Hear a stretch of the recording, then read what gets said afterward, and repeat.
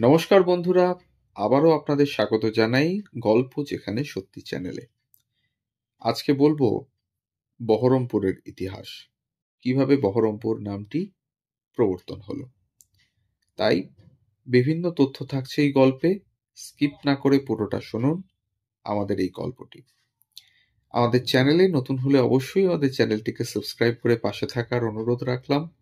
Bell আইকনটিকে press করে নেবেন যাতে পরবর্তী গল্প খুব তাড়াতাড়ি আপনাদের কাছে পৌঁছে যায় তার জন্য। আর যদি ভালো লাগে তাহলে একটু কমেন্টের মাধ্যমে জানাবেন আর কাছের মানুষদের সাথে শেয়ার করবেন আমাদের এই গল্পগুলো।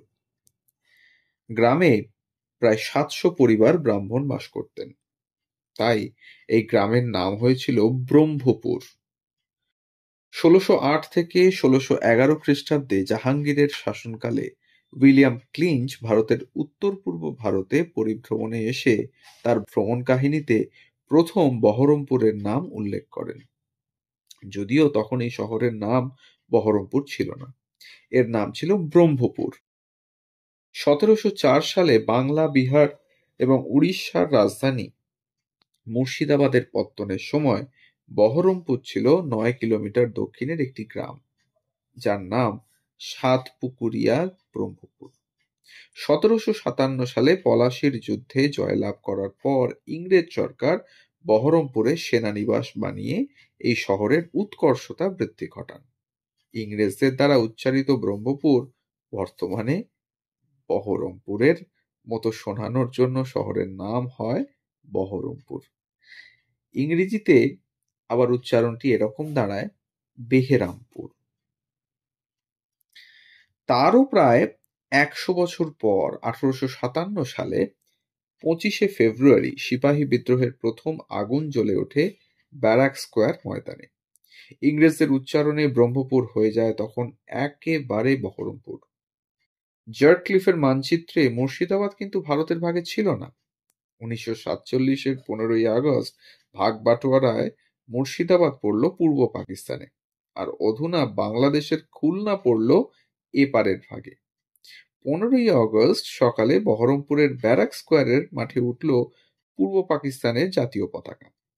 পতাকা তুললেন মুর্শিদাবাদের তৎকালীন আইসিএস অফিসার আই.আর. খান। কিন্তু পরিস্থিতি যথেষ্ট অস্থির।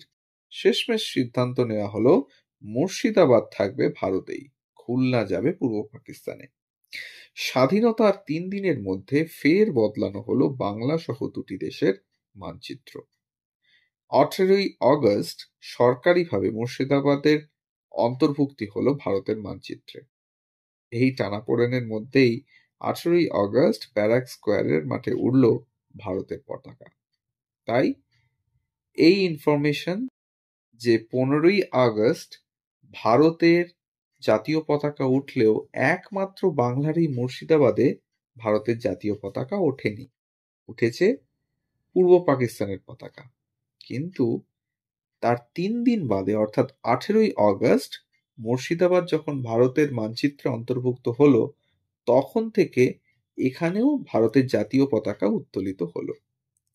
এই টানাপোড়েনের মধ্যেই ১৮ই আগস্ট খুব ধুমধাম করে ব্যারাক স্কোয়ারের মাঠেই উঠল ভারতের জাতীয় পতাকা। বিগত ২৫০ বছর ধরে বহরমপুর আমাদের উপহার দিয়ে এসেছে মহাশ্বেতা দেবী, রামেন্দ্র সুন্দর ত্রিবেদী, সৈয়দ মোস্তফা সিরাজের মতো লেখককে, দিয়েছেন রাখাল দাস বন্দ্যোপাধ্যায়ের মতো ঐতিহাসিককে। কাঁসা শিল্প থেকে শোলা শিল্প, তাঁত শিল্প থেকে সিল্ক, বহরমপুর এসবের জন্যই বিখ্যাত। শিক্ষা এবং সংস্কৃতিতেও সমানভাবে এগিয়ে এই প্রাচীন শহর। শহরে বিক্ষিপ্তভাবে এখনো ছড়িয়ে ছিটিয়ে আছে ইতিহাসের পাঁজর, যেখান থেকে ধুলো উড়ে আসে। সমস্ত ঐচিত্যের গায়ে জড়িয়ে আছে ২৫০ বছরের মায়া। সাতপুকুরিয়া, ব্রহ্মপুর কিংবা বহরমপুর শহর এভাবেই হয়তো কথা বলে ফিসফিস করে। এই ছিল আজকের গল্প, বহরমপুরের ইতিহাস, কিভাবে নাম এলো, ব্রহ্মপুর কিভাবে বদলে গেল বহরমপুরে, তারই গল্প থাকলো আপনাদের জন্য। সবাই ভালো থাকুন, সুস্থ থাকুন আর শুনতে থাকুন গল্প যেখানে সত্যি। ধন্যবাদ।